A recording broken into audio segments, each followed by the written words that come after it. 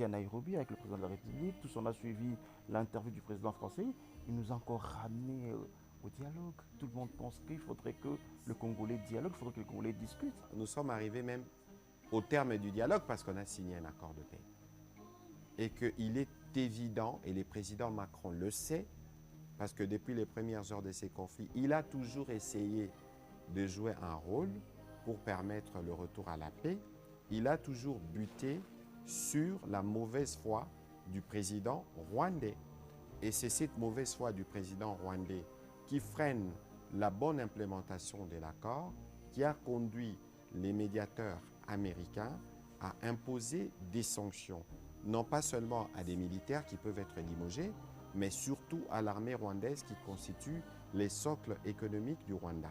N'oubliez pas que les présidents rwandais, dans ces ères perdues, promettaient des sanctions, ils promettaient l'enfer à ceux qui avaient promis des sanctions, mais vous l'avez entendu il y a quelques jours, reconnaître l'impact de ces sanctions. Et ça ne devrait pas s'arrêter parce que les médiateurs américains tiennent à ce que les promesses qui ont été faites à leur président deviennent réalité. Et donc le président Macron devrait constamment rappeler au président rwandais son obligation de respecter ce qui est convenu, et la France comme l'Union européenne devrait, comme le président Macron lui-même avait coutume de le dire, qu'il ne devrait pas y avoir de deux poids deux mesures entre la situation en Ukraine qui ressemble à celle de la RDC, pour que la France, dans le cadre de son rôle au sein de l'Union européenne, puisse s'assumer et utiliser des leviers qui permettent au président rwandais de respecter les engagements à la fois préparés par la France dans le cadre de la résolution 2773,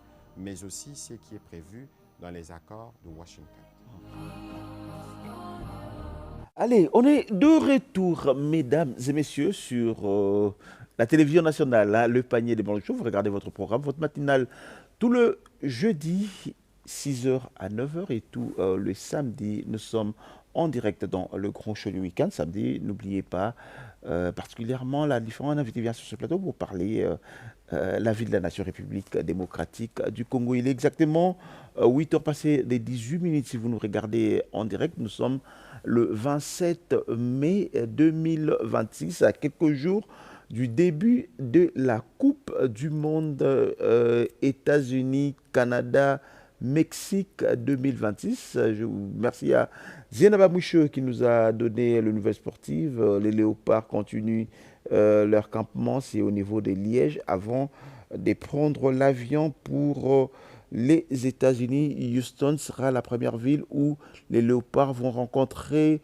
l'équipe du Portugal. Allez, on va en parler. On en parlera certainement samedi. Avant de prendre notre invité du jour, faisons un tour sur les réseaux sociaux français de Congolo. Comme chaque jeudi, ne manque pas de faire un tour sur les réseaux sociaux pour voir quelle vidéo, quelle image fait le buzz sur les réseaux sociaux. Et cette semaine, c'est l'image du président de la République. Sa visite samedi passé au niveau de l'avenue, les différentes avenues qui entourent le marché central de Kinshasa. Ces marchés, si vous ne le savez pas, ces marchés, c'est un bijou désormais. Certainement, vous n'avez pas encore découvert, vous avez découvert des images à l'extérieur, mais si on vous montre à l'intérieur, c'est un bijou. Je me promets de faire des images au marché central de Kinshasa. Nous serons, si vous ne le savez pas, le plus grand marché moderne d'Afrique centrale, mais également d'Afrique orientale. Aujourd'hui, ce sera le marché central de Kinshasa. Allez, cette image qui a fait le buzz sur les réseaux, qui continue d'ailleurs à faire le buzz sur les réseaux sociaux, c'est cette colère, la colère sainte, j'ai envie de le dire comme ça. Le président de la République, allez, cette image, cette vidéo circule et a été vue des milliers et des milliers de fois. Regardez.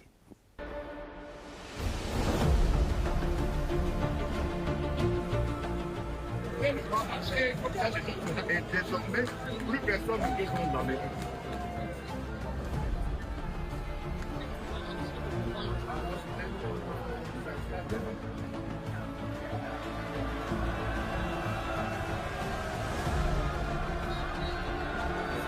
C'est pour empêcher qu'on jette les journalistes. on a mis beaucoup d'argent pour que ce soit propre, pas pour que ce soit crasseux comme ça, comme j'ai vu dans les images hier.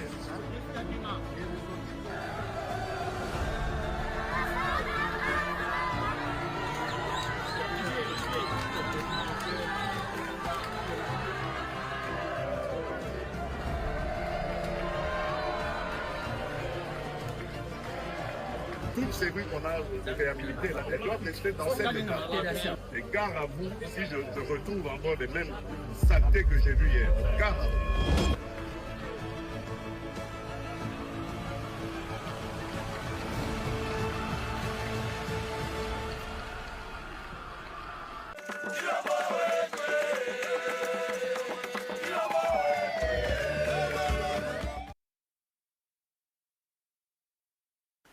Allez, cette image qui a fait le tour des réseaux sociaux, qui a été commentée de diverses manières et divers commentaires. Allez sur les réseaux sociaux, vous allez lire les commentaires et chacun l'a commenté à sa manière. J'ai fait un clin d'œil à Edmond Izouba qui a commenté également une image. Bonjour, monsieur le gouverneur. Je vais ouvrir, je vais me diriger là pour recevoir notre invité. Il est où déjà? Allez. L'invité du jour s'appelle Monsieur Charles Bamala. Monsieur, désormais, on ne se salue plus, en fait. Hein. Avec Ebola, les gestes barrières. Comment vous allez, Monsieur Bamala? Je vais très bien, monsieur le journaliste. Ça fait longtemps que vous êtes venu sur ce plateau. Allez, je vais faire la règle sur ce plateau. Quand un invité vient, vous voulez vous asseoir où? À droite, moi je préfère me mettre à droite, à votre droite. Pourquoi la droite? La droite, c'est le pouvoir. Ah bon, ça je ne savais pas. Oui. Ok. Là, désormais, je me mettrai à droite parce que... Droite, c'est ici, c'est de l'autre côté. Droite, c'est de l'autre côté. Allez, Ouais. allez-y, installez-vous.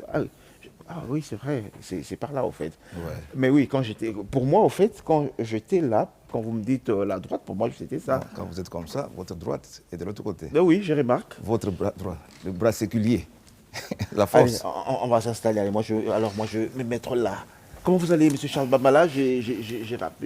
Ça fait longtemps que vous êtes venu dans cette émission. Vous êtes notre compatriote. Vous vivez à Londres. Vous êtes président de DCI, UDDCI. UD. DC, Union pour la démocratie et le développement du Congo. C'est un parti politique. C'est quoi exactement, en fait? On va rappeler parce que c'est pas la première fois dans cette émission. UDDC, c'est un parti politique Oui. enregistré au Congo et qui fonctionne et qui est sur toute l'étendue de la République. Mais au-delà d'être président de ces partis politiques, vous êtes opérateur économique, vous êtes, j'ai envie de dire, un combattant pour le développement du Kasaï. Oui, au-delà de... Je vous donne cette photo. En fait, je vous caricature comme ça. Oui, moi, je suis l'homme à multiples facettes. Ouais. Je suis un acteur de l'environnement. Je me bats pour le développement du Congo en général, comme nous sommes à la tête d'un parti politique. Nous nous battons pour le développement intégral du Congo, et en particulier du Kasaï, parce que moi, je suis ressortissant du Kasaï central, où j'ai été il y a Kasaï quelques jours. central, ex-Kasaï occidental. Occidental. À l'époque, on parle du Kasaï occidental. Aujourd'hui, on parle du Kasaï central. Oui, mais c'est dans ce titre-là que nous nous battons pour que les choses changent, parce que c'est le développement avant tout, le développement de l'homme, le développement de là où tu habites, de ton quartier. Ainsi, on peut parler du développement du Congo. C'est ainsi que nous donnons ce que nous pouvons avoir comme connaissance, parce que nous autres, nous avons eu la connaissance de circuler le monde, nous avons vu ce qui s'est fait ailleurs, et nous venons aussi amener chez nous. Parce que quand on part à l'extérieur, on ne part pas pour aller acheter les habits. Alors, vous me permettez de vous annoncer, allez, tout de suite, Discovery, désolé, je n'ai pas annoncé la rubrique invité. Allez, tout de suite, l'invité, c'est maintenant.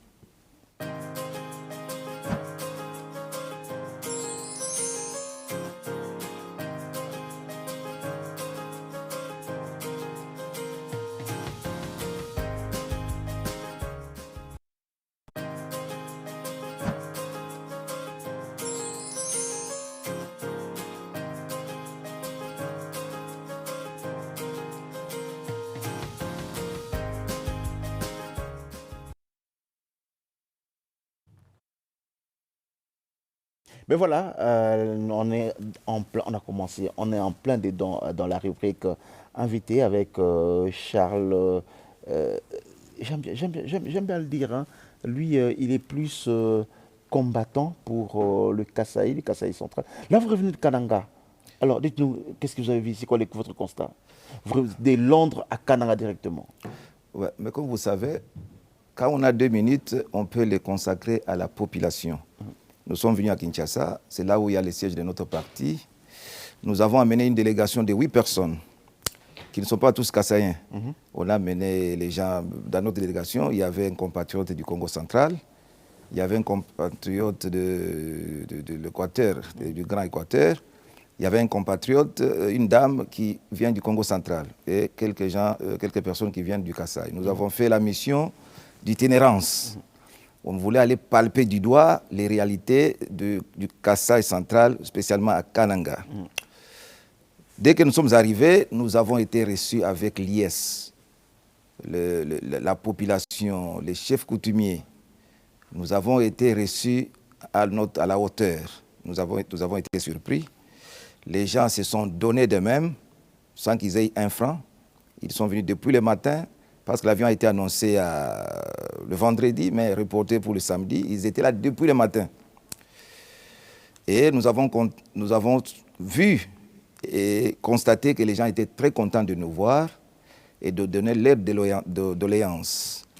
Nous sommes partis visiter. Nous avons d'abord fait un meeting pour leur donner le message d'espoir, qu'ils ne sont pas seuls, ils sont avec un leader.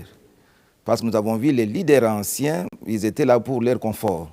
Maintenant, nous avons changé de faire la politique autrement. Nous venons vers la population, leur parler, prendre leurs besoins et le transmettre aujourd'hui, comme nous sommes en train de faire le plaidoyer, parce que là, ça, c'est la télévision nationale.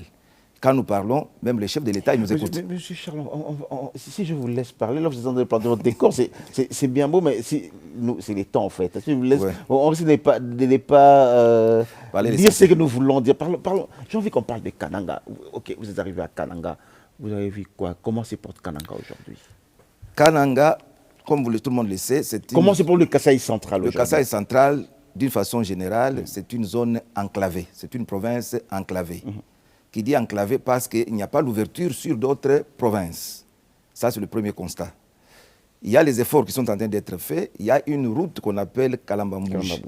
Cette route-là va nous donner la sortie vers d'autres provinces, vers la province de Lualaba, vers Louisa. Et aussi va nous faire une connexion vers l'Angola. Et c'est ainsi qu'on l'appelle la route de l'espoir. Cette route est en construction. Ça, c'est le premier constat. Ça fait plusieurs années qu'on parle de cette route-là, mais bon, avec l'avènement de Félix Tshisekedi, là on voit la route, hein, on est en train de voir les images de cette route.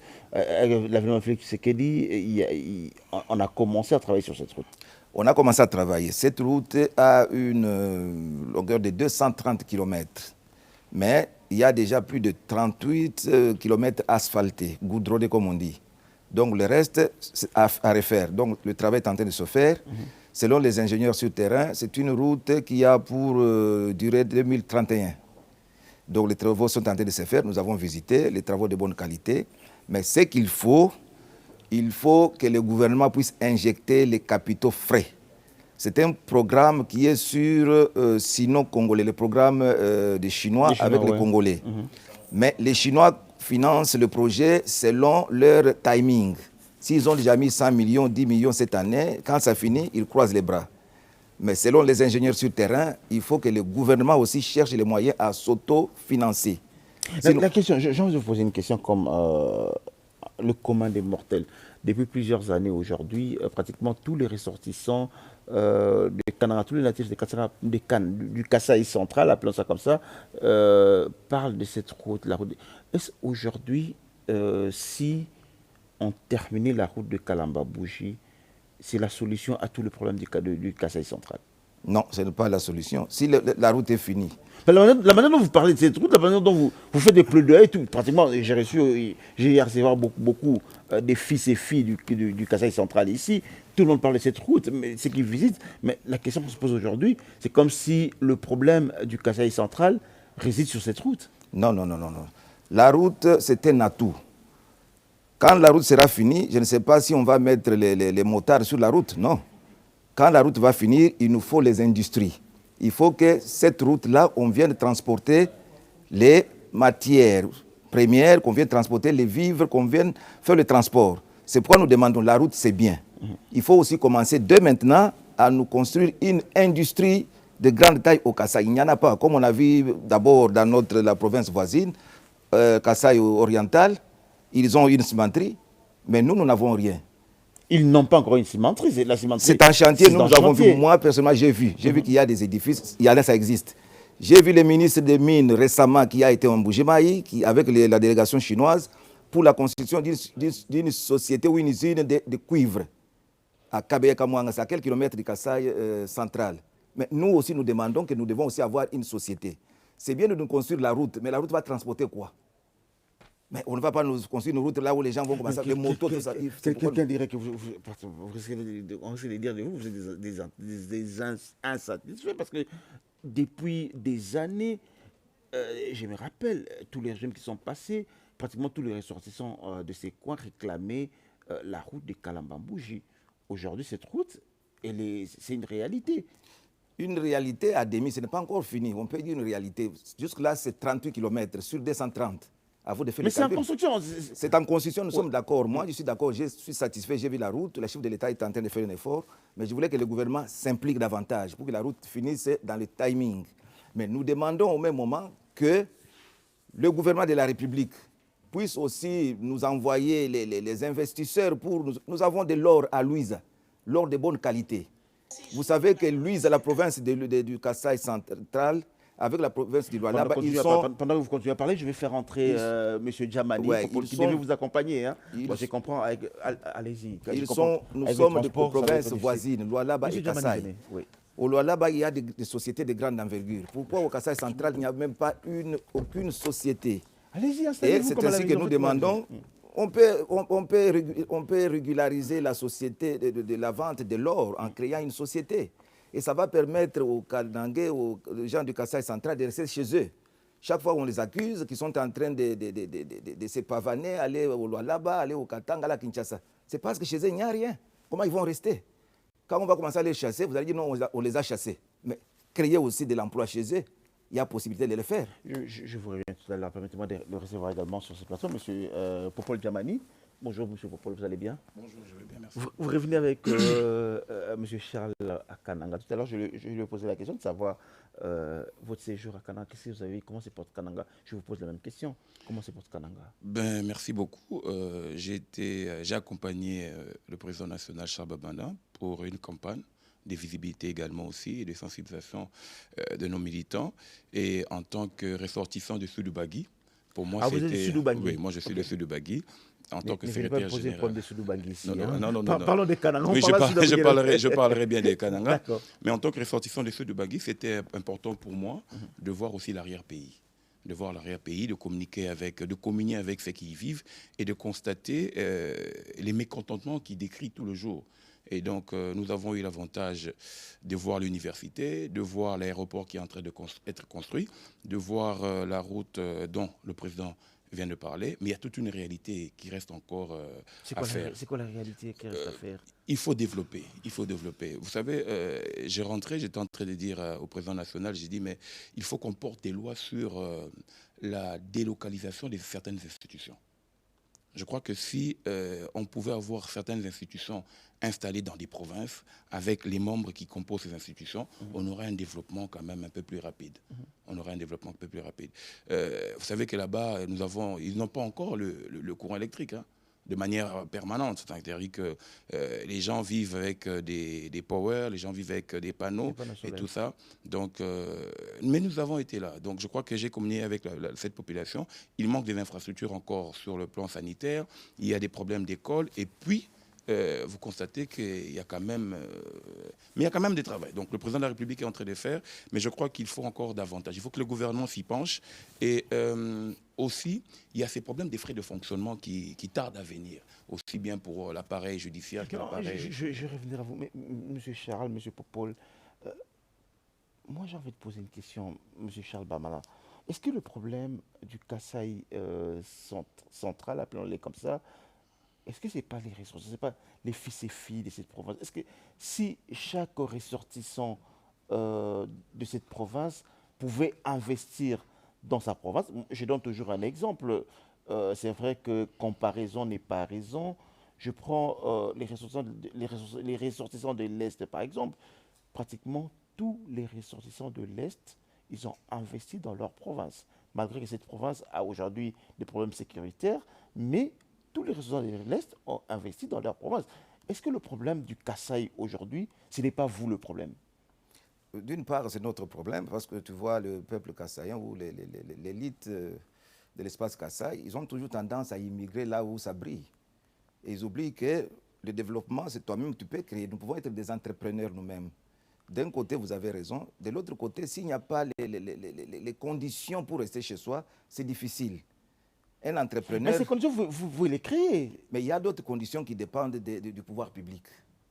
Parce qu'un investisseur, un homme privé, il ne peut pas se permettre d'aller créer une route. Mais il va comment? Il va vendre les histoires sur le vélo ou comment? Mais moi, je pense d'un côté, ils ont un défaut d'aller toujours vers l'autrui, leur étranger.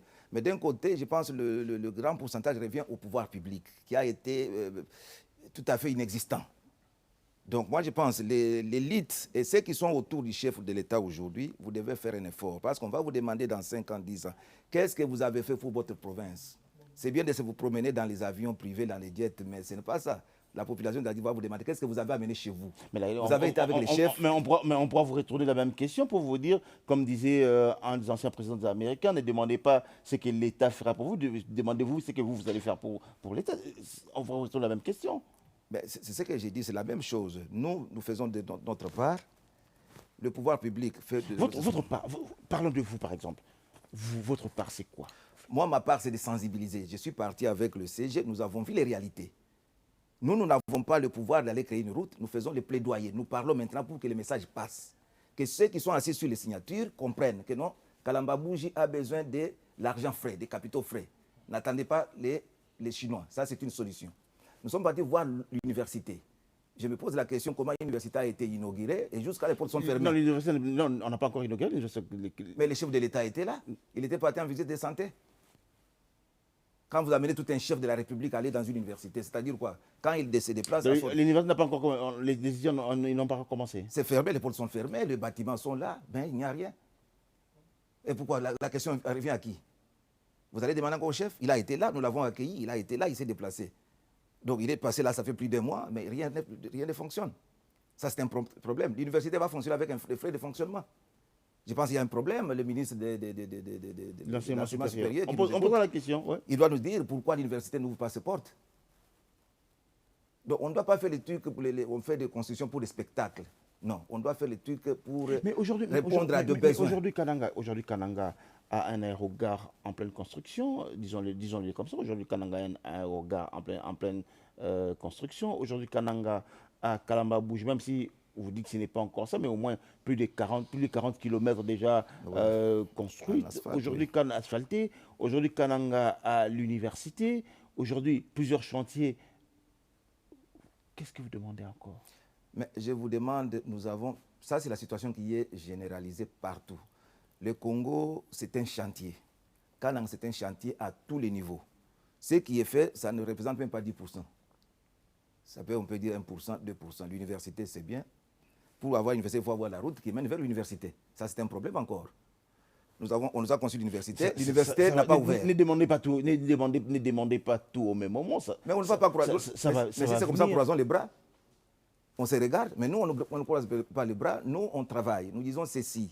Le développement commence par quelque part, par un pas. Ils ont fait un pas, ils nous ont construit Kalamba Bougie, nous avons apprécié. Nous demandons qu'on fasse davantage. Si Kalamba Bougie finit, la route, on ne va pas faire tourner les motos. On a besoin de l'industrie, on a besoin de la production. Comme j'ai parlé aux gens de Kananga, j'ai demandé au chef de l'État de nous envoyer ce qu'on appelle les services nationaux. Le service national a fait ses prouesses au niveau du Kanyama KCC. Nous avons fait ce qu'ils font. Nous leur demandons de faire une extension au niveau du Kasaï central et l'autre extension au niveau de l'Équateur et l'autre extension au niveau de Bas-Congo. Et on va répliquer les prouesses du Kanyama KCC partout, dans la production de maïs. C'est ça le développement à la base. Nous avons demandé l'électricité. L'électricité, on est en train de nous construire notre chute de KTD. Et jusque-là, on ne comprend pas pourquoi ça doit traîner. Jusque-là, nous demandons que ça soit une réalité. Parce que comme le CG l'a signalé, j'ai trouvé un phénomène à Kananga où il y a les expatriés qui nous vendent le courant avec le power. Donc vous achetez un power à 1500 et vous venez à un niveau où nous sommes arrivés. Donc un expatrié a compris le besoin, il est parti fabriquer les power en Chine ou je ne sais pas dans quel pays. Et tout le monde, chaque matin, vous allez louer votre power, 1500 pour avoir l'électricité. Vous voyez? Mais nous sommes là, notre travail en tant que leader. Parce que quand on fait la politique, ce n'est pas pour ton confort, c'est pour donner les pistes de solutions. Nous sommes là pour éduquer. C'est pourquoi nous faisons la politique autrement. Nous faisons la politique pas comme les autres. Nous sommes la jeunesse. Mais la question que je me pose, je vais revenir à vous. Hein. La question que je me pose, j'ai eu à voir sur ces mêmes plateaux il y a un temps, à l'époque même, je me rappelle, Denis Kambay qui fut gouverneur de cette province, John Kabea était sur ces plateaux qui fut gouverneur de cette province. La question que je me pose aujourd'hui, pourquoi vous ne copiez pas les autres? Les responsables des autres provinces, ils ne se plaignent pas, ils investissent dans leur province, ils amènent ce qu'ils ont dans leur province. Tout à l'heure, on parlait de Sidou Bangui, j'ai fait un clin d'œil à Guy Luando qui sera avec le nouveau président du FECOFA à Bouendé dans sa province. Ce qu'il a fait aujourd'hui, quand vous regardez, c'est que, je donne un exemple comme ça, c'est un exemple parmi tant d'autres, ce que par exemple Guy Luando a fait dans sa province. Vous, Kassaïen, c'est pourquoi j'ai demandé au début, le problème, ce n'est pas vous-même, parce que le moyen, vous n'en manquez pas. Monsieur le journaliste, moi je vais vous répondre par un exemple. Vous parlez de Guy Luando, vous parlez des autres. Mais dans d'autres provinces, on les a laissés libres d'exploiter les minerais. Mais aujourd'hui, qui vous empêche? Mais je ne sais pas, moi je pense qu'il y a le problème du pouvoir public. Vous parlez de Guy Luando et les autres là. Chez eux, ils sont en train d'exploiter, ils ont des carrés miniers. Mais chez nous, les carrés miniers, ça, on ne comprend pas, ça ne fonctionne pas, il n'y a pas les autorisations. Je vous donne l'exemple de Louisa. Louisa, c'est une des régions la plus riche du Congo.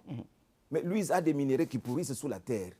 Et jusque-là, on ne donne pas les autorisations pour... Comment on va créer... Vous avez demandé des autorisations à qui on les demande aujourd'hui. Moi, je les demande aujourd'hui. Si vous avez demandé à qui vous a refusé? Mais parce qu'on ne les a pas vus. Moi, je les demande aujourd'hui à travers votre micro.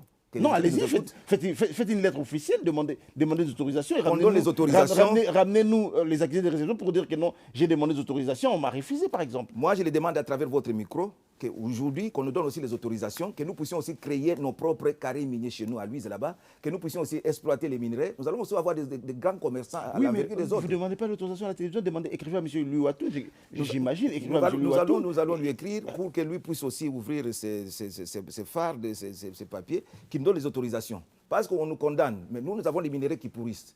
Comment nous allons créer nos investisseurs à nous? Comment nous allons créer nos entrepreneurs si l'État ne nous facilite pas la tâche? Moi, je suis de ceux qui demandent que l'État puisse nous accompagner. Parce qu'un homme, un entrepreneur doit avoir un accompagnement du gouvernement. Chez nous, ici au Congo, dans les autres provinces, ils n'ont pas l'accompagnement du gouvernement. Les entrepreneurs des autres provinces n'ont pas l'accompagnement du gouvernement. Je pense pas moi, ça m'étonne. En fait, la question je ne pense pas qu'ils sont devenus hommes d'affaires comme ça d'eux-mêmes. Ils ont certaines facilités que les autres n'ont pas. Il y a d'autres provinces qui n'ont pas de facilités que les autres ont. Si aujourd'hui vous parlez des lois là-bas, vous parlez du Katanga. Moi, j'ai fait le Katanga, j'étais étudiant au Katanga. Ils ont eu quand même des avantages. C'est pourquoi ils sont là où ils sont. Nous demandons aussi, ouvrez aussi... Mais aujourd'hui, les Kassaïens ne peuvent pas se plaindre. Mais vous continuez à vous plaindre. C'est comme si... le problème, c'est que j'ai l'impression que vous attendez tout de l'État, en fait. Nous n'attendons rien de l'État. Moi, je demande l'accompagnement de l'État. L'État, c'est sa mission première, c'est d'accompagner la population.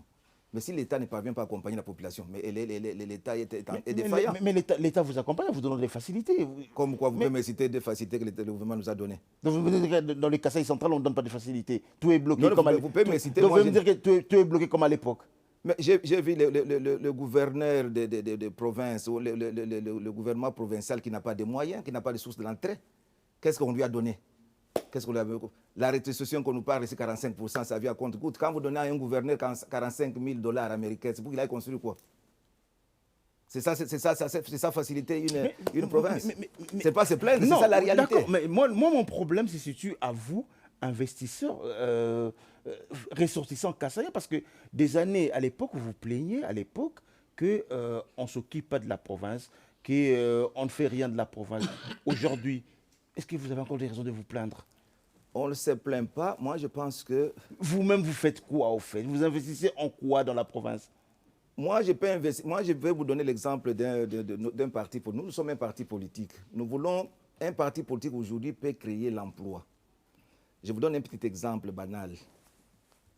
Le parti politique, avec nos moyens de bord, nous avons initié ce qu'on appelle la culture de maïs et d'arachide. Avec le moyen de bord, nous avons donné ce qu'on appelle les entrants à la population. Ils ont cultivé. Nous avons déjà créé un emploi, même si ce n'est pas un emploi que les autres peut-être attendent. Ils ont cultivé, ils ont produit les maïs, ils ont produit l'arachide, ils ont vendu avec les efforts d'un parti politique. C'est ça, c'est que nous avons fait ça avec les moyens que nous avons. Mais si on nous donnait des moyens, si peut-être demain, Dieu, peut-être avec la bénédiction de Dieu, on nous donne un petit poste qui nous donne un peu plus, nous allons faire plus que ça. Ça, je vous dis qu'on a déjà créé, c'est visible dans la province du Kasaï central. Nous avons donné des entrants. Aujourd'hui, les gens ont produit le maïs. Mais maintenant, si par le miracle divin, on a un petit travail qui donne plus, nous allons augmenter, nous allons créer ce qu'on appelle les microfinances. Parce que c'est ça, nous faisons la politique autrement. Moi, j'ai la mission de créer microfinances dans des provinces. Je prends un peu d'argent que j'ai, j'injecte, je commence à donner à chaque maman le matin 30 000, tout ça. Ils souscrivent. Et à la fin, ils viennent rembourser. C'est ça, créer l'emploi. Je n'attends pas le gouvernement, mais j'attends qu'il y ait des petites facilités. Si je pars dans notre banque aujourd'hui, les banques aujourd'hui ne peuvent même pas te donner même pas 5 000 $. Vous demandez 5 000 $, on vous dit d'aller donner un dépôt de 40 000. Moi, je demande 50 000 $. Non, mais avec l'avènement des FOGEC et tous les autres organisations, des facilités, il y a quand même beaucoup d'évolutions. Ça, c'est un mouroir, c'est ce qu'on dit, mais aller la réalité, c'est autre chose. Moi, j'ai essayé de me palper du doigt, mais ce qu'on dit, c'est autre chose. Les facilités ne sont pas encore. J'avais donné un exemple ici l'autre fois avec vous, ça fait 2 ans, pendant la Covid. Dans d'autres provinces, dans d'autres pays, qu'est-ce que le gouvernement a fait? Le gouvernement central, avec la Banque centrale, a décaissé un fonds qu'il a donné aux banques commerciales. Ça, c'est dans d'autres provinces? Dans d'autres pays. Ah, dans d'autres pays, d'accord. Ça, c'est la période que moi, j'ai vécu en Angleterre. Pendant la période de Covid, toutes les sociétés étaient en berne, ils ne pouvaient pas fonctionner. Le gouvernement anglais, qu'est-ce qu'ils ont fait? Ils ont injecté de l'argent des contribuables, qu'ils ont donné aux banques commerciales.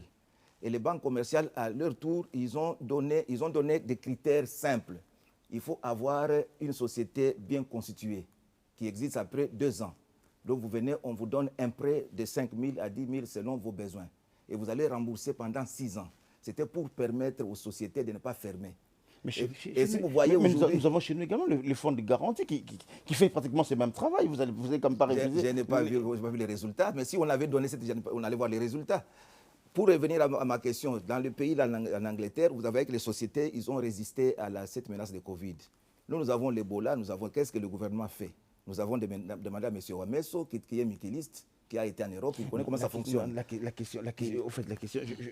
Monsieur Charles, je reviens sur ma question, je vais la poser à M. Popol. Est-ce que nous, Congolais, on n'attend pas trop du gouvernement? Parce qu'entendre M. Charles, c'est comme si le gouvernement doit tout. Vous revenez de Kananga, c'est vrai. Il y a des choses qui sont en train d'être faites, mais c'est comme si nous, Congolais, on attend trop du gouvernement, alors que nous pouvons également investir. Bon, je crois que sur cette question, le président national a dit clairement qu'il y a un problème de responsabilité des Kanangais, de l'espace Kasaï.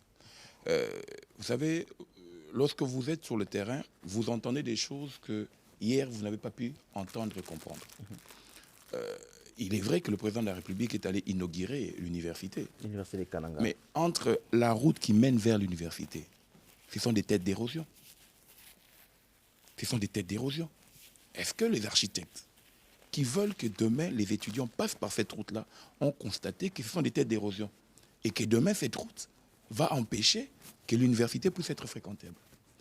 Est-ce que ceux qui ont pensé placer l'université alors qu'on devait placer l'université au centre de Kananga pour qu'on voie la beauté. Non, mais c'est à l'extrême. En dehors de la ville pour permettre mais c'est ce que je vous disais. Pour la quiétude des étudiants. C'est comme la colline inspirée. L'université de Kinshasa est en dehors de la ville, n'est pas au centre de la ville. Excusez-moi, l'IFPT se trouve à Gombe. L'IFE se trouve à Gombe. Ce sont des instituts supérieurs. C'est différent d'une université. Mais c'est ce que je dis. Les gens vont étudier. En fait, quel est cet élément majeur qu'on devait placer pour représenter la beauté de la ville? C'est là où je suis. Lorsque je suis le président, il dit, la route, aujourd'hui, si cette route finit, elle va concurrencer avec la route de Lubumbashi.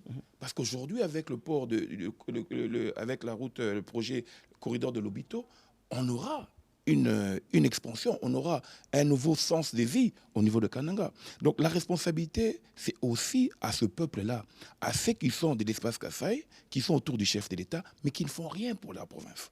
C'est aussi ça. Je donne un cas. Il y a parfois, nous avons constaté au niveau de Luisa, il y a des produits qui peuvent être interdits de consommation, mais qui peuvent être transformés pour créer une richesse ajoutée. Vous parlez de Je donne un cas. Je pense, par exemple, vous connaissez le chanvre. Est-ce que vous savez que le chanvre peut produire des antiballes, des pare-balles? Le chanvre peut produire des produits pharmaceutiques pour nos militaires. Nous sommes en période de guerre. Dans beaucoup de pays, c'est développé, voilà. au fait. Alors ici, il fallait que l'État puisse voir comment est-ce qu'on peut prendre des lois, des mesures pour accompagner l'exploitation du chanvre afin de permettre à cette population de vivre. Et non la consommation. Et non la consommation. Voilà. Et ça aurait fait de l'argent. Ça aurait fait beaucoup d'argent. Le président dit qu'il y a des espaces miniers là-bas qui ne sont pas exploités. Pas parce qu'il n'y a pas d'entrepreneurs, parce que l'État n'accompagne pas. Et quand l'État doit accompagner, il y a tous ces dessous des cartes. Chacun veut tirer le drap de son côté, alors que nous ne voyons plus l'intérêt général. En fait, ce qui prime aujourd'hui au Congo, c'est que nous avons un problème de l'intérêt général. Le concept a été abandonné par nous, élites. Très bien, j'aime ça. Je crois qu'on organisera une émission avec différentes les élites pour parler de l'intérêt général. L'intérêt général a été abandonné. L'élite a perdu ce qu'on appelle l'intérêt général. Aujourd'hui, chacun cherche ce qu'on appelle sa survie. La survie politique, la survie économique, la survie du job, mais on oublie l'intérêt général. On oublie cet enfant qui se trouve devant la route, qui doit traverser. Vous, responsable, vous le laissez traverser. Alors que vous pouvez stopper pour dire, attendez, je t'aide à traverser. L'intérêt général n'y plus. Et donc aujourd'hui, je crois que la classe politique doit se réveiller. L'élite congolaise doit se réveiller. Très bien. Monsieur Charles Bamala, on me dit, on a un problème de temps. On nous ajoute quelques minutes. On a fait 50 minutes hein, sans vous rendre compte. On a beaucoup à dire. On a fait 50 minutes. On peut organiser notre émission. Quand vous reviendrez, on peut organiser notre émission. Monsieur Charles, oui, la même question aujourd'hui. Est-ce que je reviens sur ma question? L'élite kassaïen, aujourd'hui, vous n'avez plus de raison de vous plaindre.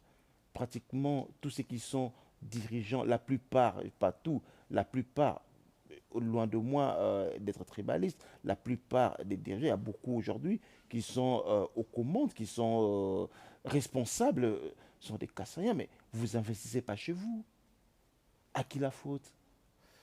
Mais ça, c'est une réalité. C'est pourquoi nous demandons qu'il faut maintenant se ranger derrière la classe politique que nous sommes. Et pourtant, le président fait tout.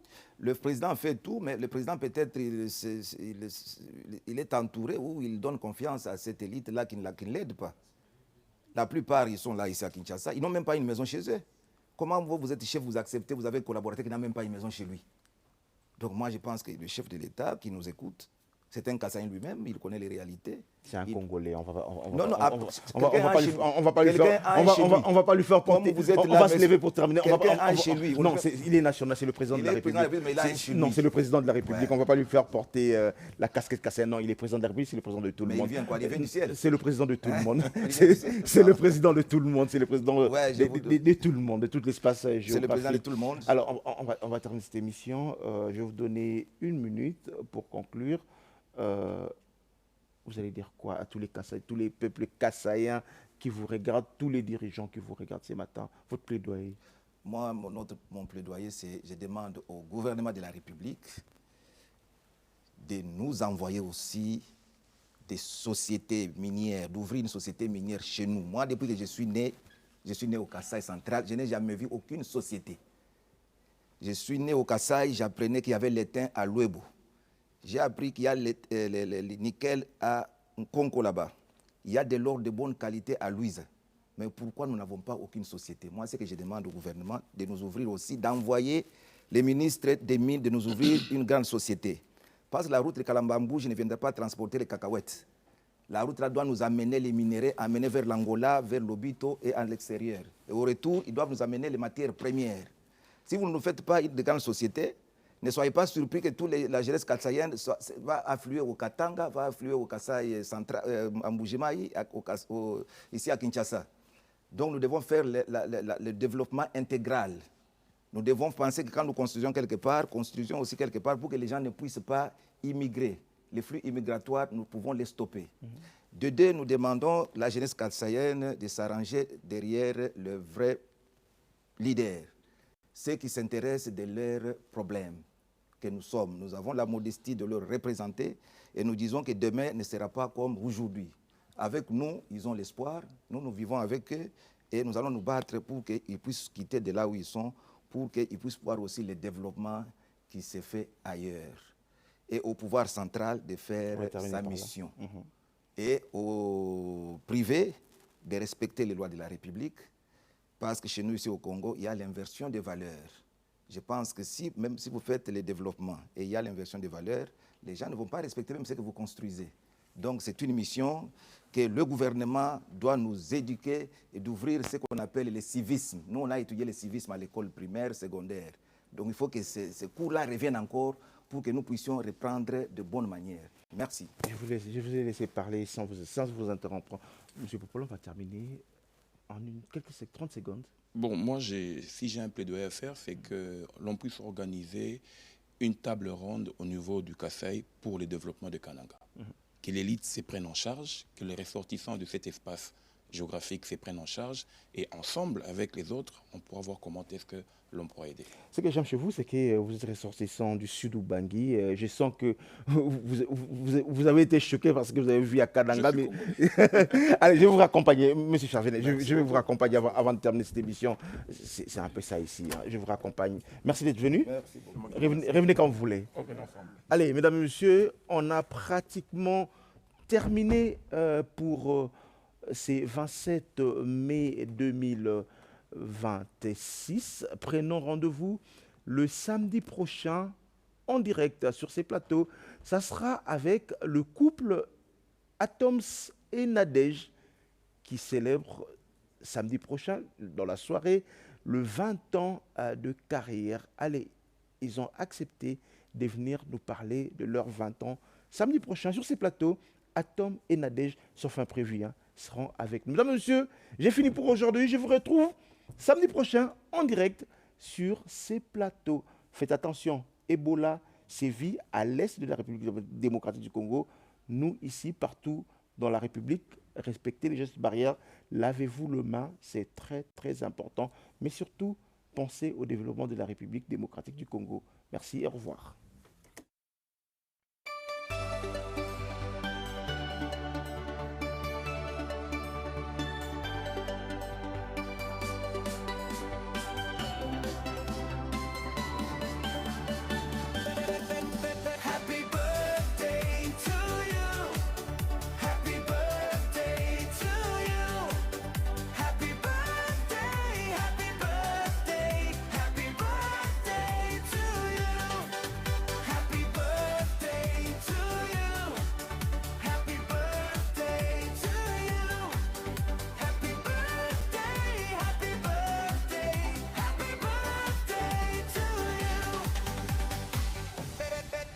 Happy birthday.